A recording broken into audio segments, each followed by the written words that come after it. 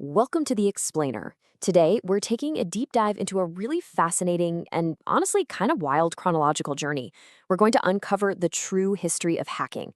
We'll see exactly how cyber threats evolved from what were basically playful academic nuisances into the incredibly high stakes global perils that absolutely dominate our news feeds today.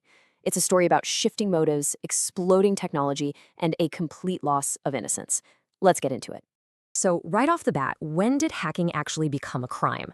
I mean, when you hear the word hacker today, you probably instantly picture some shadowy figure in a hoodie stealing credit card data, right? Or maybe a hostile nation-state trying to shut down a power grid. But when exactly did that switch flip? When did we go from innocent tinkering to a ruthless multi-billion-dollar corporate industry? Well, the answer might totally subvert your expectations. Okay, let's rewind a bit.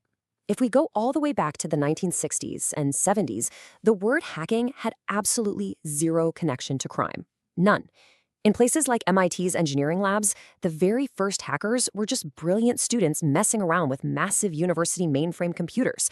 Remember, there was no internet back then. Their only goal was just to make these giant machines do unexpected or highly efficient things. It was driven purely by ethical curiosity. It was literally just technical play. But as you can probably guess, that innocence didn't last.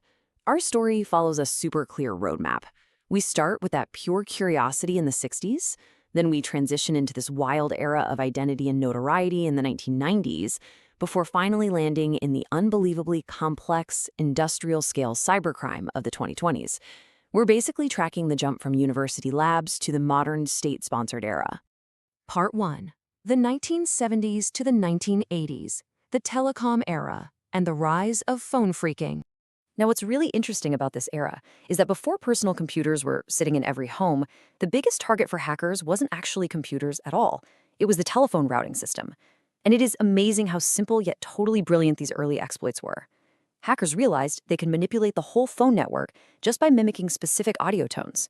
In fact, the most famous guy from this era, John Draper, who went by Captain Crunch, literally used a toy whistler he found in a box of cereal. I'm not kidding. It just happened to produce the exact frequency needed to trick the phone company's network, letting him make free long-distance calls anywhere. This was a huge light bulb moment. It proved that complex communication systems could be reverse engineered. Part 2. The 1980s. First intrusions and the accidental worm. As the 80s rolled around, personal computers started hitting the market, and early networks like the ARPANET were spinning up. Hacking finally moved away from telephones and into actual digital intrusions. And that brings us to a monumental moment in 1988, the Morris worm. Created by a Cornell grad student named Robert Tappan Morris, this is widely considered the very first major internet worm. But here's the crazy part. It wasn't even designed to be malicious.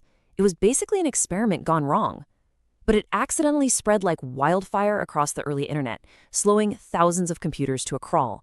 It caused so much disruption that it led to one of the first major cybercrime prosecutions in U.S. history. The stakes had officially been raised. Part 3. The 1990s.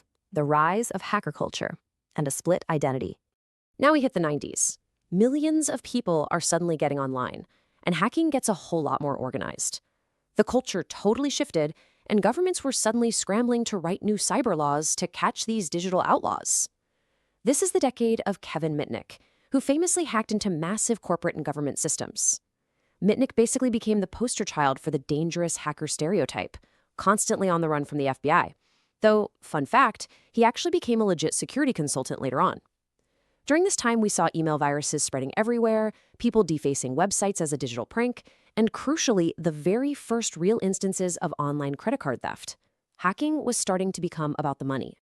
And this brilliantly illustrates a massive ideological fracture that happened in the 90s. The community totally split in two. On one side, you had ethical hacking, folks breaking into systems just to test security and fix the bugs. But on the other side, criminal hacking. This was all about breaking in for strictly financial or political gain. The lines were officially drawn in the sand. Part 4, 2000 to 2010. Organized cybercrime and professionalization. Okay, the tone gets much more urgent here. Entering the 2000s, hackers are no longer just lone wolves or curious teenagers showing off. They professionalized. They formed structured, highly organized groups and unleashed some really devastating stuff. We saw the birth of online fraud markets like Shadow Crew and the rise of Eastern European cybercrime syndicates. I mean, remember the I Love You virus in 2000? That alone cost billions with a B in damage. Then came the MyDoom worm, which spread insanely fast. Hackers started using botnets, huge armies of infected computers, to commit identity theft at a massive scale. And at the exact same time, hacktivism was born, with groups like Anonymous launching coordinated attacks purely to send political messages.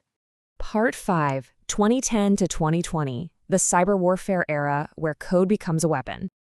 Let's slow down for a second because this is the absolute climax of our historical arc. This is the terrifying turning point where cyber attacks transcended just stealing money and code literally became a physical weapon.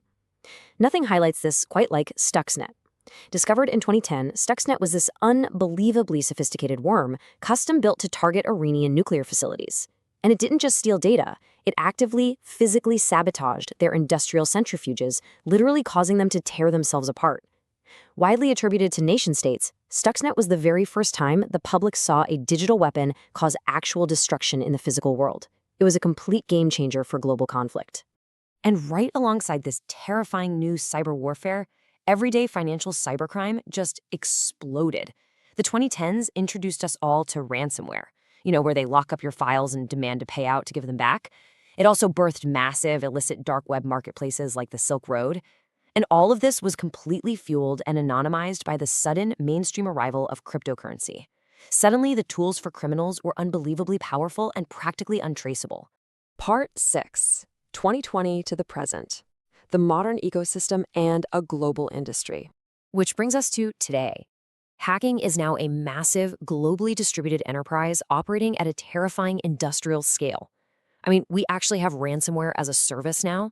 It's literally a subscription model where elite hackers rent out their malware to lower-level criminals, and it's resulting in attacks that shut down entire hospitals and corporations.